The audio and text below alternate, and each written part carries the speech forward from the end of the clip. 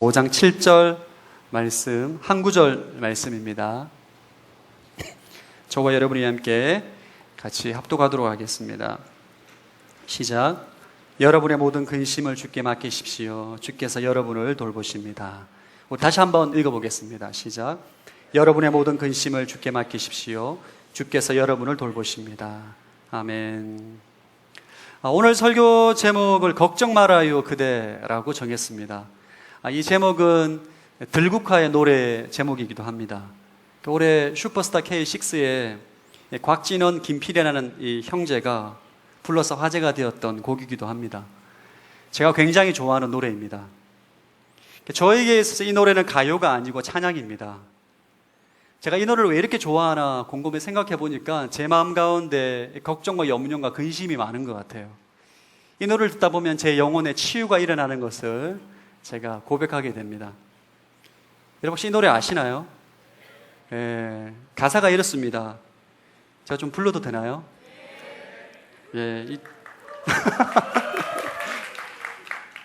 이게 설교 시간에 가요를 또 부르긴 또 제 인생에 또 처음인데 이런 노래입니다. 그대여 아무 걱정하지 말아요. 이런 노래예요. 우리 함께 노래합시다. 이렇게. 그대는 너무 힘든 일이 많았죠. 새로움을 잃어버렸죠. 하여튼 그런 거예요. 하여튼 걱정하지 말라는 노래입니다. 걱정하지 말라는 거예요. 이런 내용의 가사를 들으면 내 영혼에 힐링이 일어나는 것을 사실 저는 개인적으로 가요를 들으면서 제가 작년 하반기, 올해 상반기에 이 노래를 진짜 많이 들었습니다. 이 노래를 들으면 굉장히 마음이 평안해지고 내 안에 있던 염려와 걱정이 사라지는 듯한 그런 느낌이 들기 때문에 많이 들었던 것 같아요. 저를 비롯해서 오늘날 많은 그리스도인들이 자신이 의식하지 못한 채 걱정과 염려를 붙잡고 살아가고 있습니다. 아이러니하게 전능하신 하나님을 믿고 전능하신 하나님이 내 아버지라고 고백함에도 불구하고 우리가 인생을 살아가면서 걱정하며 염려하며 살아간다는 거죠. 돈에 대한 염려, 건강에 대한 염려, 결혼에 대한 걱정, 진로에 대한 걱정, 관계에 대한 염려, 굉장히 다양한 걱정과 염려를 하며 살아가고 있는 것이 우리의 현실입니다. 오늘은 이 걱정과 염려에 대해서 말씀을 좀 나누길 원합니다. 오늘 설교 제목처럼 여러분 이 말씀을 듣고 여러분 안에 있는 모든 걱정과 염려를 버리는 인생이 되길 축복합니다. 여러분들이 걱정에 대해서 염려에 대해서 이것을 내 삶 가운데 제거하기 위해서는 이 걱정과 염려에 대한 특징을 알아야 됩니다. 걱정이 뭐냐? 염려가 뭐냐? 성경에서 이 염려를 무엇이라고 이해하고 있는가? 무엇이라고 정의하고 있는가에 대한 여러분 이해함이 있어야 돼요. 왜냐하면 이 걱정과 염려가 우리 인생 가운데 굉장히 부정적인 영향을 끼치기 때문입니다. 염려의 특징 첫 번째는 염려는 문제 해결 능력이 없습니다. 이게 첫 번째 특징이에요. 마태복음 6장 27절 한번 읽어보겠습니다. 시작.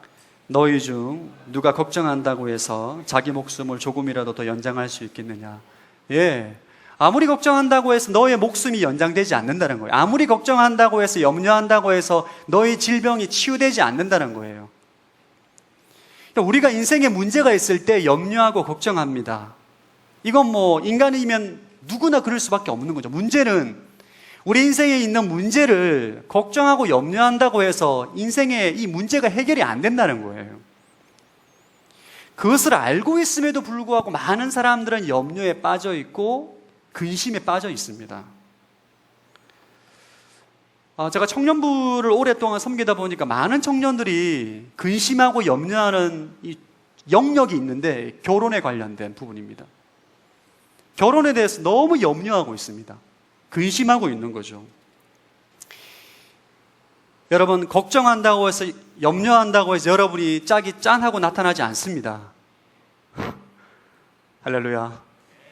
여러분이 아무리 염려한다고 해서 없던 배우자가 생기지 않는다니까요. 심지어는 너무 염려하고 근심해서 여러분이 현재의 삶에 문제가 될 정도로 오늘날 많은 청년들이 근심하고 염려하고 있습니다. 저도 그랬어요. 습관적으로 염려하는 거예요. 습관적으로. 이 염려와 그 걱정이 몸에 배어 있습니다. 이게 거의 습관이 됐어요. 우리가 호흡하듯이 염려하고 걱정하며 살아가는 사람들이 있습니다. 두 번째 염려의 특징은, 따라합시다. 염려는 영적인 죄이다. 염려는 죄입니다. 여러분, 이 사실을 기억하셔야 돼요. 자, 누가복음 21장 34절 한번 같이 읽어보겠습니다. 시작.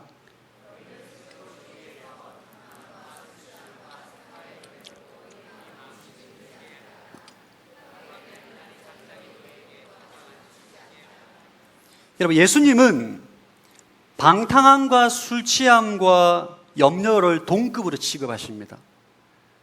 일반적으로 우리는 여러분, 방탕함과 술 취함은 죄라고 생각을 하는데 염려에 대해서는 죄라고 인지하지 않습니다. 왜냐하면 염려는 우리가 늘 하는 거기 때문이에요. 그러나 예수님은 뭐라고 말씀해요? 염려가, 걱정이 윤리적인 죄는 아니지만 하나님과의 관계를 깨트리는 영적인 죄인 것을 우리에게 말씀하고 있는 것입니다. 여러분이 하나님과의 친밀한 관계를 누리는 데 있어서 치명적으로 방해하는 요소가 바로 염려입니다. 걱정이에요. 여러분, 걱정하는 사람 가운데 성령 충만한 사람 보셨습니까? 없습니다. 염려하는 사람은 성령 충만해지지가 않습니다. 염려하고 걱정하는 사람은 하나님을 생각하지 않아요. 하나님을 바라보지 않습니다. 문제에 빠져 있는 거죠. 끊임없이 염려하고 걱정함으로 하나님께 죄를 짓는 것입니다. 제 아들, 첫째 아들이 샘물인데 요즘 6살 유치원에 다닙니다. 요즘 유치원에 보니까 유치원 수업을 끝나고 난 다음에 방과 후 놀이 수업이 있어요. 이 선택입니다. 얼마의 돈을 주면 뭐 블럭놀이라든지 어떤 그런 것을 배울 수 있는 방과 후 놀이 수업을 합니다. 만약에 제 아들 샘물이가 방과 후 놀이 수업을 수강할까, 신청할까 말까 돈 때문에 고민한다면 제 마음이 어떻겠습니까? 굉장히 마음이 아픈 거죠.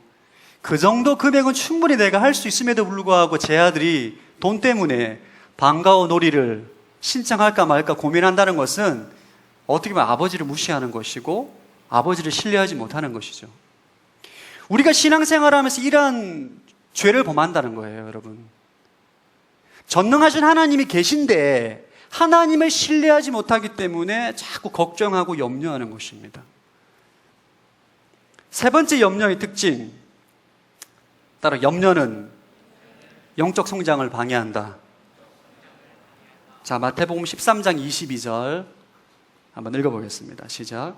또 가시던 물 가운데 떨어진 씨는 말씀을 들었지만 이 세상의 걱정과 돈의 유혹이 말씀을 막아 열매 맺지 못하는 사람이다. 염려가 많은 사람은 아무리 은혜를 받고 말씀을 듣고 말씀을 묵상해도 그의 인생에 열매가 맺혀지지가 않습니다. 신앙생활을 10년에도 20년에도 영적으로 성장되어지지가 않아요. 여러분들 마음 가운데 있는 근심과 걱정과 염려가 말씀이 뿌리 내리는 것을 막기 때문입니다. 제 친한 친구 가운데 진짜 염려와 걱정이 너무너무 많은 친구가 있어요. 이 염려와 걱정이 병입니다. 병 수준이에요. 이 친구의 특징은 아무리 예배를 드리고 은혜를 받아도 3일을 넘기지 못합니다. 은혜를 받고 수련회가 성령을 받고 성령의 충만함을 경험해도 3일만 삶의 현장에 복귀하면 4일째에는 염려하고 걱정해요. 지금은 교회를 다니지 않습니다. 염려와 걱정이 진리를, 하나님의 말씀을 묻어버린 거죠. 성장하지 못하도록. 여러분, 염려는 여러분의 영적인 성장을 막는다는 것을 반드시 기억하셔야 돼요. 네 번째, 따라서 염려는 헌신을 막는 사탄의 전략이다. 그럼 이 땅에 그리스도인은 굉장히 많습니다. 지금 추산하기는 800만 명 정도가 그리스도인이라고 말을 하지만 하나님의 나라를 위해서 헌신하는 그리스도인은 많지 않습니다. 왜냐하면 염려에 사로잡혀 있기 때문이에요. 여러분, 하나님께 헌신하고자 할 때 우리의 헌신을 막는 요인이 뭐냐? 염려입니다. 하나님께 은혜를 받았어요. 성령을 받았어요. 내가 하나님께 헌신을 해야지 라고 결단을 하려고 하는데 돈이 걸리네, 돈이. 시간이 걸리고, 가족이 걸리고, 이게 염려하고 걱정하다 보면 하나님께 헌신하지 못하게 합니다. 이게 사탄의 전략이에요. 제가 목회의 부르심을 받고 제 안에 염려가 있었습니다. 내가 명색이 장남인데 만약에 목회자로 가게 되면 우리 집안은 누가 일으키며 부모님의 복양은 누가 하느냐, 이거에 대한 걱정과 염려를 굉장히 오래 했습니다. 어느 날 저랑 친한 동생이 저에게 이런 질문을 하더라고요. 형, 지금 부모님 경제적으로 돕고 있냐 묻더라고요. 아니, 안 돕고 있는데. 앞으로 직장 생활하면 부모님을 경제적으로 굉장히 많이 도와줄 수 있냐 묻더라고요. 확신할 수 있냐 묻더라고요. 잘 모르겠다라고 대답했습니다. 그럼 신대원 가면 부모님 복양 못하나? 꼭 그런 것은 아니다. 그 동생이 하는 말이, 그런데 왜 걱정하지? 그럼 가면 되지. 쓸데없는 걱정을 한다는 거죠, 저에게. 제가 그 후배의 말을 듣고 난 다음에 굉장히 많은 깨달음이 있었습니다. 아, 내가 정말 쓸데없는 걱정을 하고 있구나. 근데 저는 그 걱정을 굉장히 오랫동안 했어요. 3, 4년 동안. 내가 만약에 주님께 헌신을 하면, 내 삶을 드리면 어떻게 부모님을 복양하나. 걱정할 거리가 아닙니다, 여러분. 하나님이 하시는 거죠. 내가 내 인생을 주님께 드렸을 때 내 인생은 누가 책임져 주나? 하나님이 책임져 주는 거죠. 그런 것들을 생각하지 못하기 때문에 끊임없이 염려하고 걱정하고 두려워하는 것입니다. 그런데 이게 영적인 문제라는 거예요. 이 사탄의 전략이라는 사실을 여러분 기억하셔야 합니다. 오늘 말씀을 통해서 반드시 기억하십시오. 염려는 영적인 죄입니다. 염려는 여러분의 영적인 성장을 방해합니다. 염려는 여러분이 하나님께 헌신하게 하는 것을 막는 사탄의 전략이라는 것을 기억하시기를 축복합니다. 우리 안에 있는 모든 염려와 근심과 걱정을 다 제거해야 돼요. 다 뿌리째 뽑아야 됩니다. 죄이기 때문이에요, 죄. 그러면 염려를 어떻게 제거할 수 있는가? 이런 질문이 듭니다.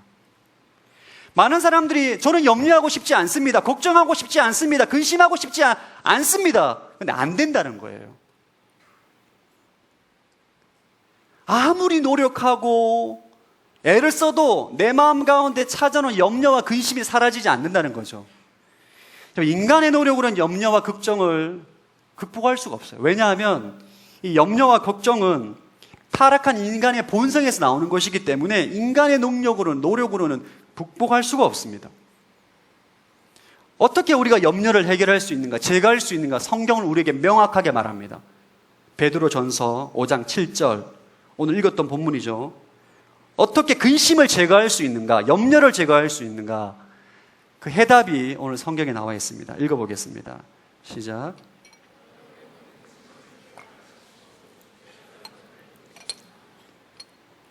염려를 제거하는 방법은, 염려를 해결하는 길은 한 가지 방법밖에 없어요.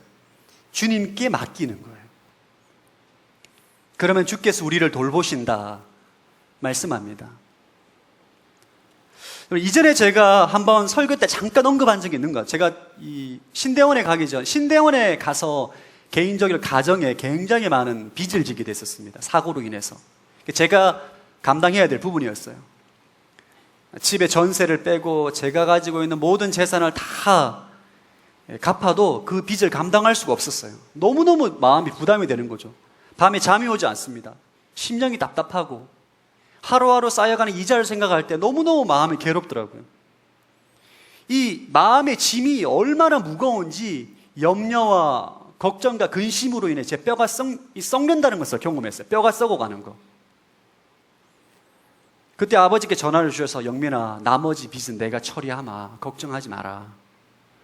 그 한 통의 전화를 받으니까 아버지를 신뢰하고 아버지께서 그러한 빚을 충분히 감당할 수 있는 능력이 있다는 것을 알고 있으니까 제 마음 가운데 진짜 해방이 찾아오는 거예요. 전화 한 통에. 이게 맡기는 겁니다. 맡기는 거. 내 마음의 근심과 염려를 맡기는 거예요. 우리가 내 근심을, 염려를 주님께 맡긴다는 이 진리를 모르는 게 아닙니다. 이 진리를 알고 있음에도 불구하고 내가 주님께 맡겼다라고 기도하고 고백했음에도 불구하고 계속적으로 우리 마음 가운데 염려가 되고 근심이 되는 분들이 계실 거예요. 염려가 들 때마다, 근심이 들 때마다 나의 근심을, 나의 염려를 주님께 맡기겠다라고 고백하고 기도했음에도 불구하고 계속적으로 내 마음 가운데 염려가 되는 거죠. 왜 그런가? 그것은 주님을 향한 믿음이 없기 때문입니다. 안 믿는 거예요. 그럼 염려의 반대말은 믿음입니다. 믿음의 반대말은 불신이 아니라 믿음의 반대말은 염려하는 거예요. 걱정하는 것입니다. 여러분이 주님을 믿는다 라고 말하는 것은 걱정이 없다는 거예요. 염려가 없다는 것입니다. 우리들 안에 믿음에 대한 잘못된 이해를 가지고 있습니다. 여러분, 교회 안에 신앙생활을 많은 성도들 가운데 믿음에 대한 잘못된 이해를 가지고 있어요. 나는 십자가 복음에 대한 교리를 아는 것에 대해서, 교리에 대한 지식을 아는 것이 주님을 믿는다라고 생각을 합니다. 여러분, 그것은 믿는 것이 아닙니다. 교리를 아는 것이지. 이것은 유교와 불교를 믿는 사람들과 똑같습니다. 여러분, 유교를 믿는 사람은 유교의 교리 체계를 믿는 거예요. 아는 거예요. 불교를 믿는다고 말하는 것은 불교의 교리 체계를 아는 것입니다. 십자가 예수 그리스도의 복음을 아는 것과 살아계신 예수님을 믿는 것은 틀린 거예요.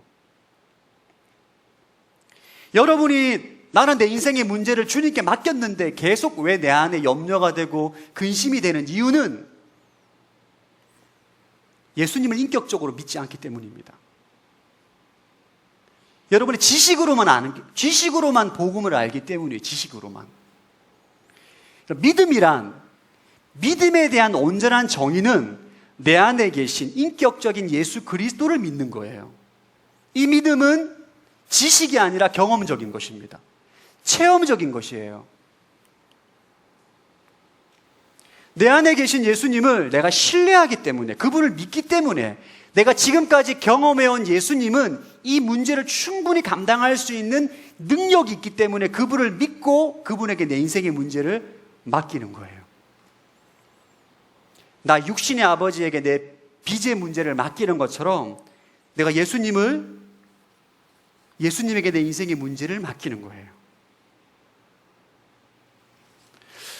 오늘 이 말씀을 통해서 여러분들 가운데 내가 계속 염려하고 걱정하고 근심하고 있는 분들은 더 명확하게 말씀을 드리면 살아계신 예수님을 잘 모른다는 것입니다. 할렐루야.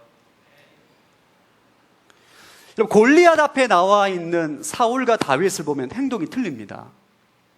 골리앗이 나와서 이스라엘 백성들 앞에 하나님을 저주하고 이스라엘 백성들을 조롱하죠. 이때 사울은 엄청난 갑옷과 칼과 방패를 가지고 있음에도 불구하고 두려워합니다. 염려합니다. 걱정하는 거죠. 어떻게 해야 되나? 이 문제를 어떻게 해야 되나?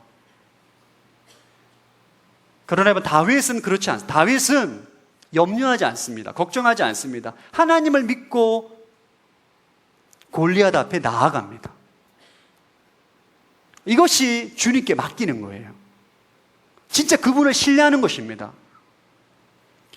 여호사밧 왕이 역대하에 나오는데 모압과 암몬과 마온의 연합 대군과 전쟁을 하게 됩니다. 엄청난 이 전쟁을 치르게 되는데 군사력이 절대적으로 열세예요. 이때 여호사밧 왕이 선지자의 말을 듣고 난 다음에 택한 행동이 뭐냐 하면 군대 앞에 수백 명의 성가대를 세우고 적진을 향해 걸어갈 때 성가대를 통해서 찬양을 하게끔 합니다. 이것은 군사적인 전략적인 면에서 볼 때는 미친 짓입니다.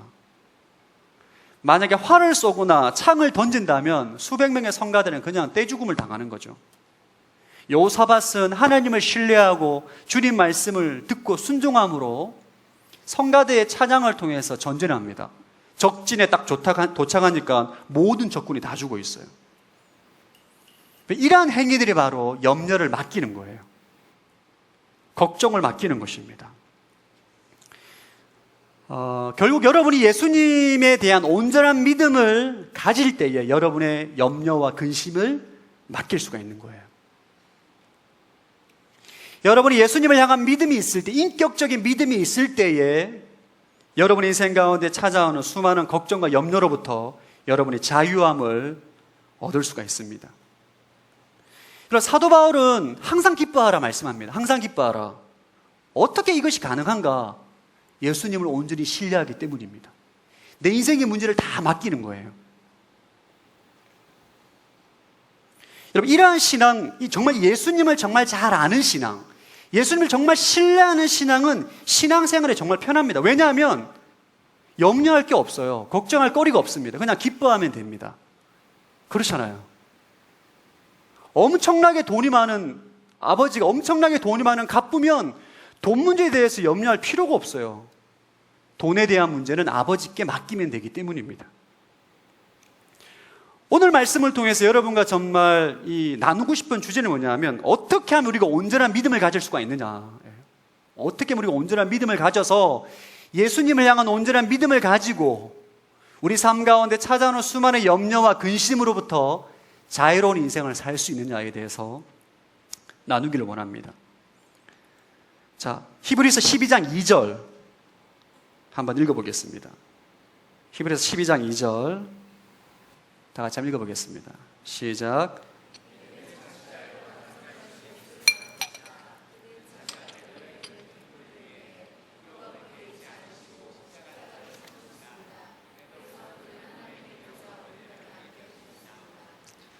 성경은 예수님에 대해서 믿음의 창시자 그리고 믿음의 완성자라고 말합니다.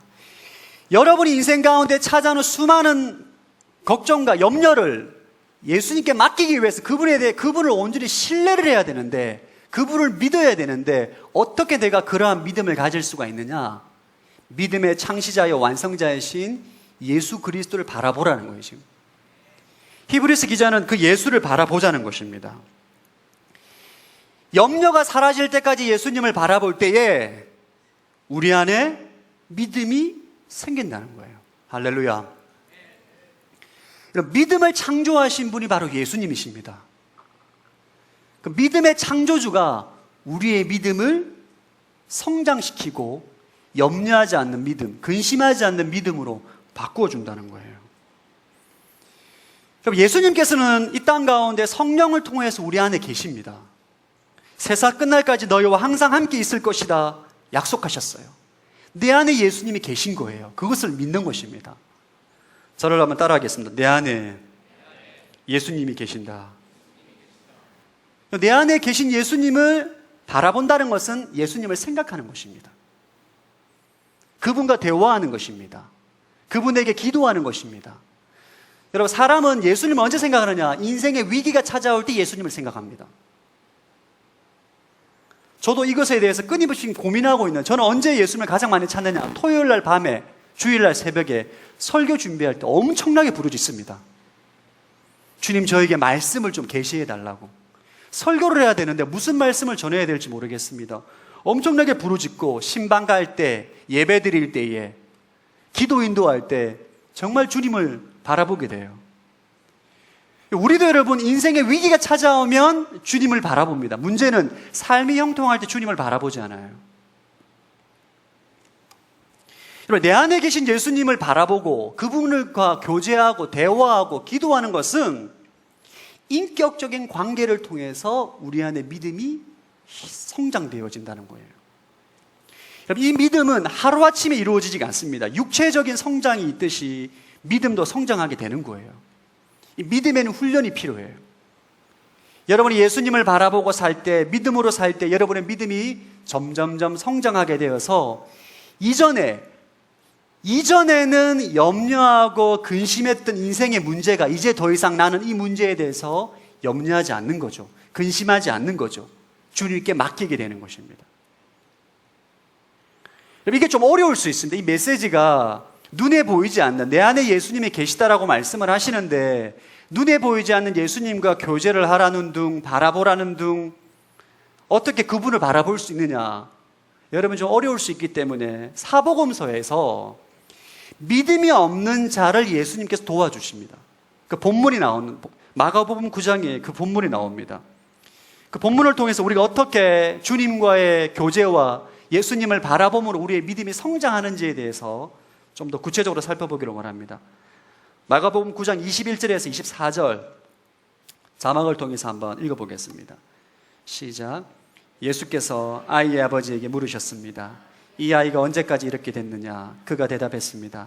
아주 어릴 때부터입니다. 귀신이 아이를 죽이려고 여러 번 불 속에 내던지고 물 속에도 빠뜨렸습니다. 그러나 선생님께서 어떻게 하실 수 있다면 제발 우리를 불쌍히 여기시고 도와주십시오. 예수께서 말씀하셨습니다. 하실 수 있다면이 무슨 말이냐? 믿는 사람에게는 모든 일이 가능하다. 그러자 곧 아이의 아버지가 소리쳤습니다. 내가 믿습니다.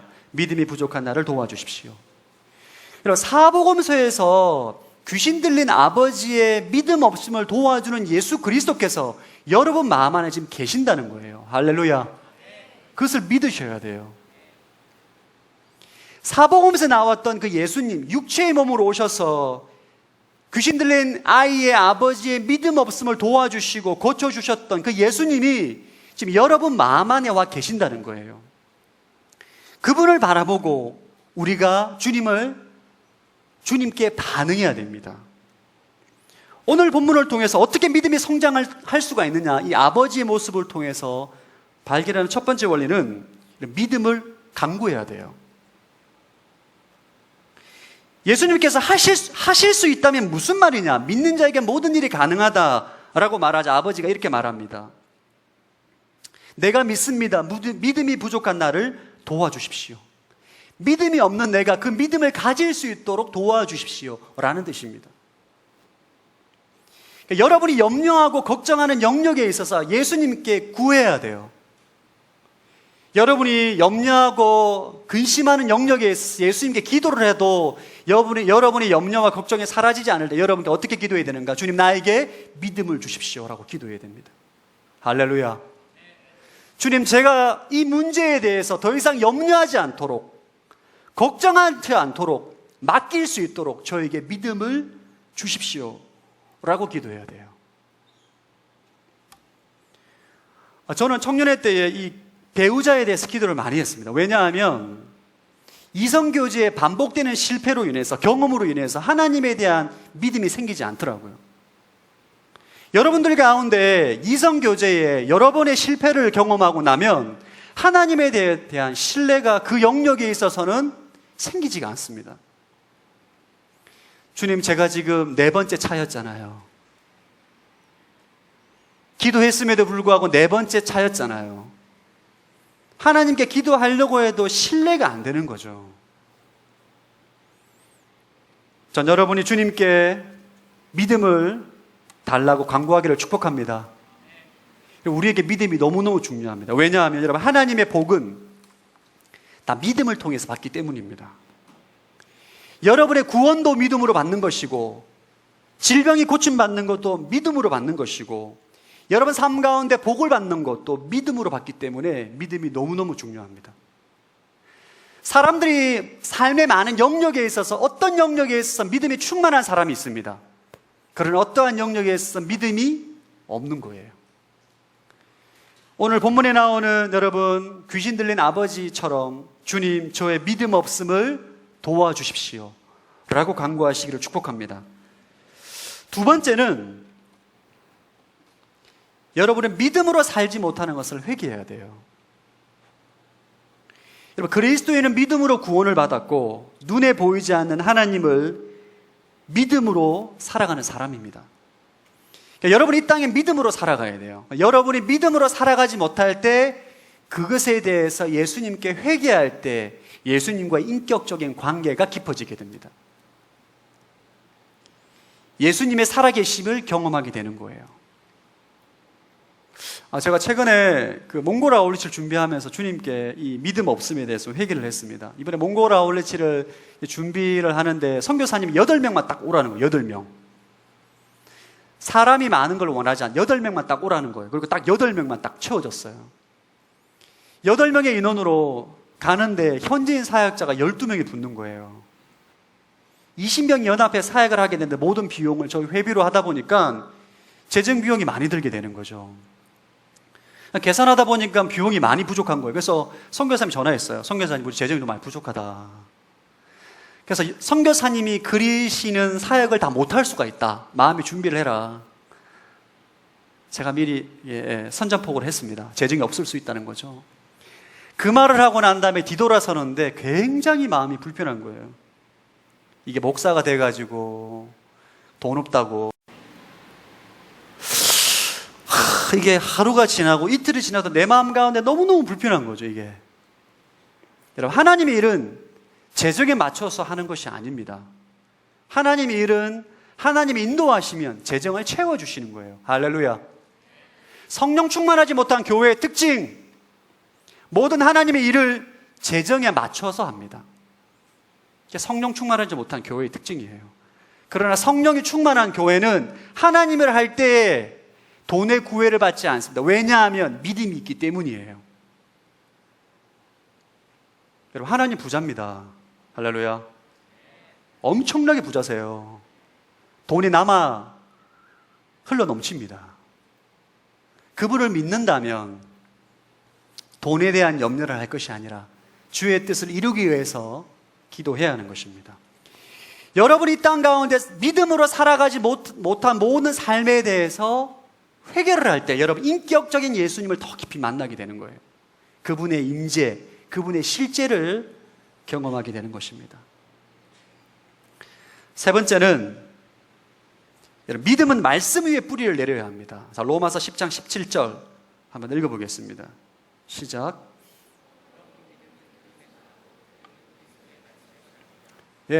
믿음은 들음에서 나고 들음은 그리스도의 말씀이라는 거예요. 여러분의 믿음은 신념이 아닙니다. 우리가 주님의 말씀을 듣고 묵상하고 읽을 때에 그 말씀을 통해서 내 안에 계신 예수 그리스도가 말씀을 하는 거예요. 여러분이 말씀을 묵상하고 큐티를 하고 말씀을 암송하고 주의 설교 말씀을 들을 때에 그 말씀을 통해서 여러분 안에 계신 예수님이 여러분에게 말씀합니다. 영민아, 아무 걱정하지 말아요. 이렇게 말씀하시는 거예요.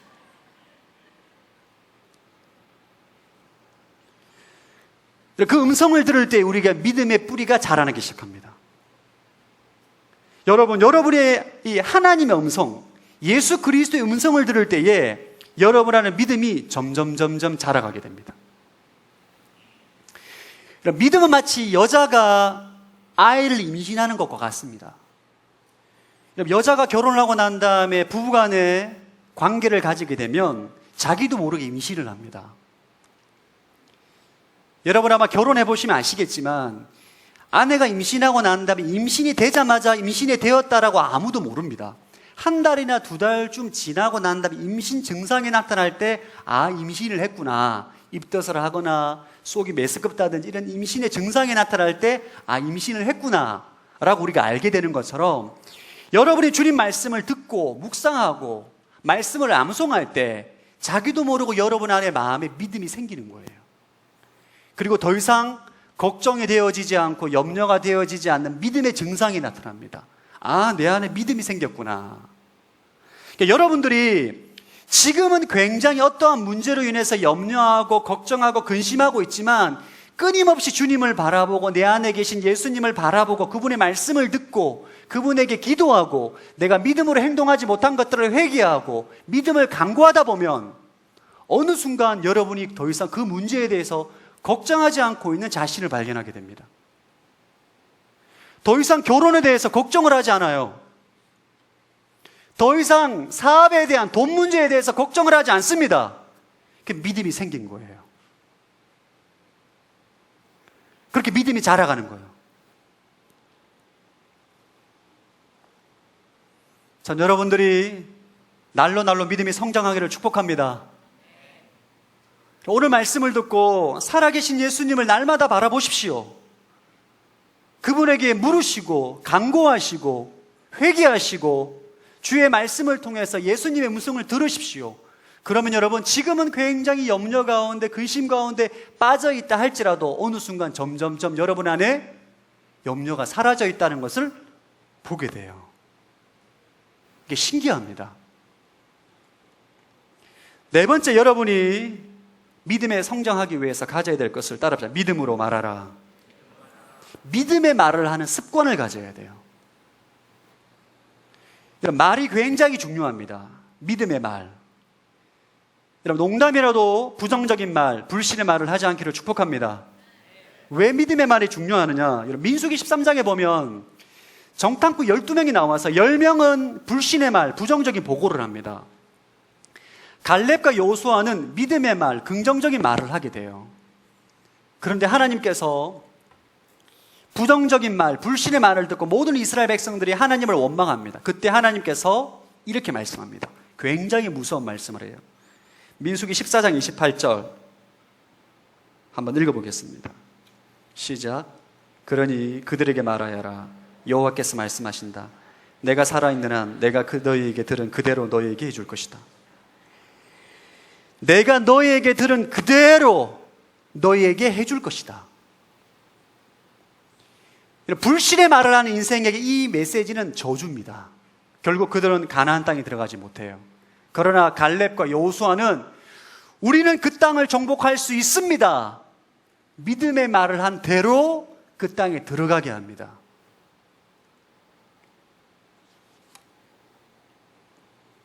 날마다 예수님을 바라보는 사람은 믿음의 말을 선포해야 돼요. 할렐루야. 이것이 여러분의 믿음을 성장하게 합니다. 저는 하루에 수십 번 외치는 말씀이 있습니다. 예수님을 바라보고 주님을 사랑하고 인격적인 관계를 가지면서부터 하루에 수십 번, 수백 번 외치는, 선포하는 말씀이 있어요. 왜냐하면 주님께서 내 입술에 선포의 말씀을 듣고 내 인생 가운데 그 삶의 능력이, 믿음의 능력이 나타나게 사모하기 때문이에요. 그 말씀이 뭐냐 하면 갈라디아서 2장 20절입니다. 한번 읽어보겠습니다. 시작.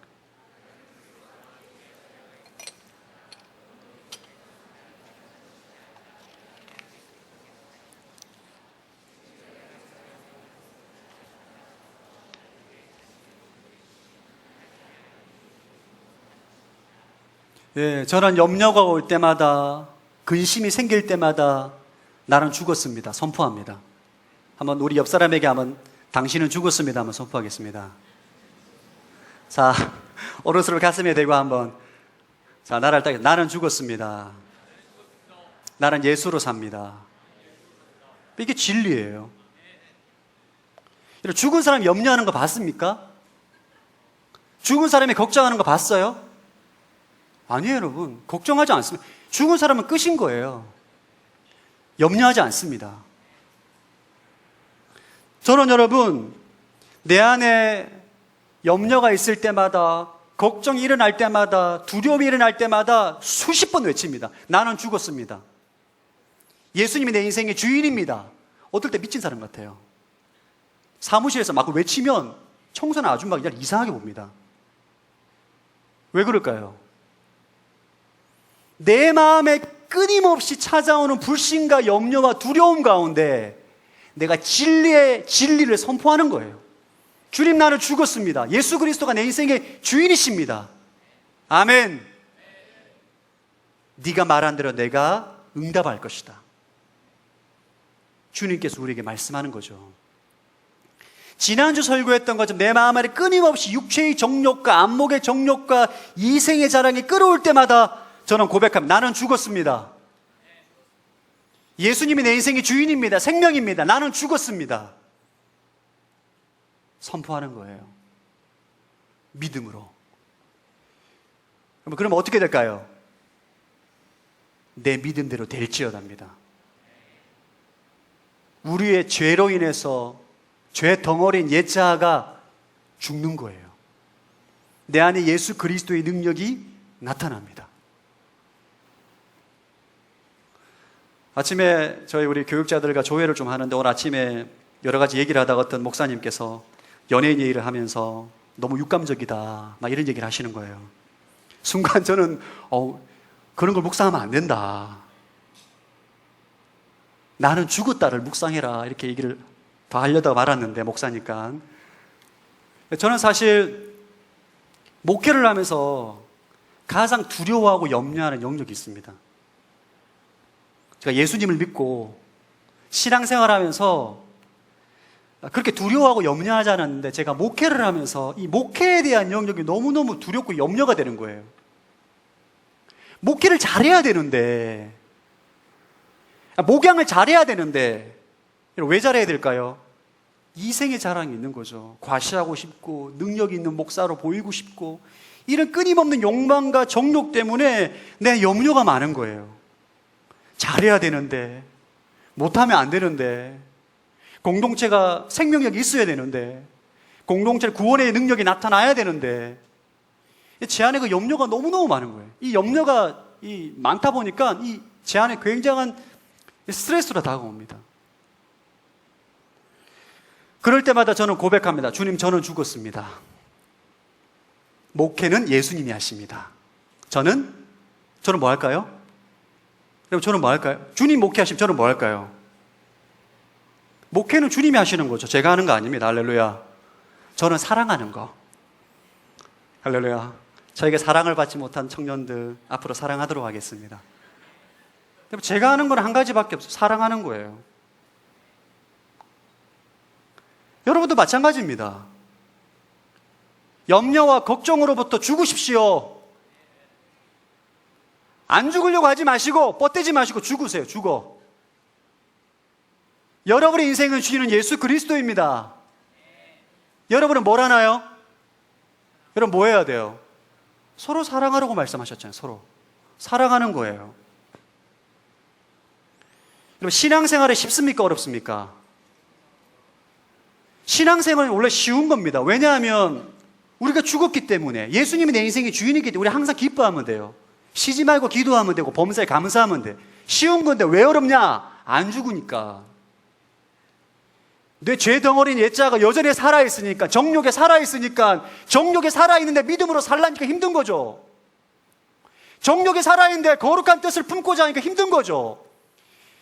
걱정과 염려가 있는데 헌신하고자 하니까 힘든 거죠. 안 되는 거예요. 안 되는 거. 그거는 죽어야 돼요. 그럴 때에 예수님의 능력이, 예수님의 실제가 내 인생 가운데 나타나게 됩니다. 그럼 그때 예수님을 경험하게 되는 거예요. 지식이 아니고, 사복음에서 나와 있는 예수님이 십자가에 죽으시고 부활하셔서 하늘 보좌 우편에 계시는 지식이 아니고, 여러분 안에 계시고 죄와 사망의 권세로부터 여러분을 해방하신 예수님의 실제를 경험하는 거예요.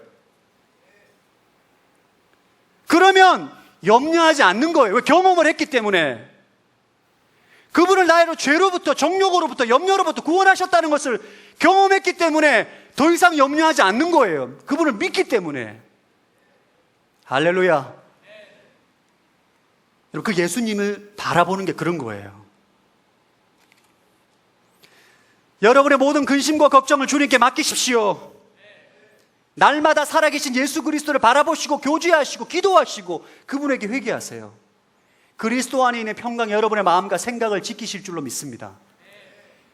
여러분, 주님을 바라본다는 거, 주님을 날마다 생각한다는 거, 주님께 기도한다는 거, 그분 앞에 믿음으로 행동하지 못한 것을 회개한다는 거, 믿음의 말을, 진리의 말을 선포하는 거, 그럴 때 주님과 인격적인 교제로, 경험함으로 인해서 여러분이 이제 예수님을 철저히 신뢰함으로 모든 염려와 걱정을 맡기게 되는 것입니다. 여러분 삶 가운데 그리스도의 능력이 나타나기를 축복합니다. 오늘은 찬송가, 너 근심 걱정 말아라, 이 찬송과 함께 좀 부르